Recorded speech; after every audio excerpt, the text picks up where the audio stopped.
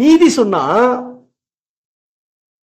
இந்த பூமியில எதெல்லாம் நீங்க இருக்கக்கூடாதுன்னு நினைக்கிறீங்களோ, நீதி சொன்னா இந்த பூமியில எதெல்லாம் இருக்கக்கூடாதுன்னு நினைக்கிறீங்களோ அது எல்லாமே இல்லாம பண்ணிடும்.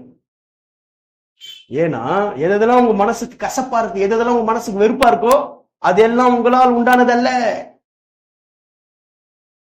பாவத்தின் வஞ்சனையினால் உண்டானது. அதுக்கு நீங்க பொறுப்பாளி கிடையாது. நீங்களும் பாதிக்கப்பட்டு அநேகர் என்ன பண்றீங்க, பாதிப்புகளாக மாத்துறீங்க. அது உங்களால் உண்டானதல்ல. அதைத்தான் கடவுள் அறிஞ்சு என்ன பண்ணாரு, பரிகாரம் உங்களுக்காக எனக்காக செய்து நீதிமானுக்குரிய வழியை ஓபன் பண்ணிட்டார். நானே வழி சத்தியம் ஜீவனுமா இருக்கிறேன். அப்ப நீதியின் வாழ்க்கை என்று சொன்னா என்ன அப்படின்னா, இந்த உலகத்துக்கு நேர் எதிரானது, ஆப்போசிட். சொல்லுவாங்க அதெல்லாம் மாத்த முடியுமா சார்?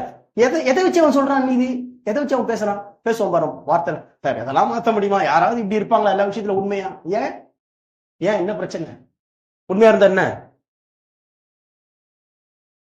ஆதாமின் கலாச்சாரம் என்ன சொல்லுதுன்னா, எல்லாத்தையும் எப்படி உண்மையா இருக்க முடியும், கொஞ்சம் அப்படி எப்படி இருக்க வேண்டியதுதான். அட பரிதாபம். இயேசுனுடைய நீதியில நீ இல்லைன்னு இருப்பான். ஒருத்தன் இயேசுனுடைய நீதியில இருக்கிற நான் விட்டு கொடுப்பான்.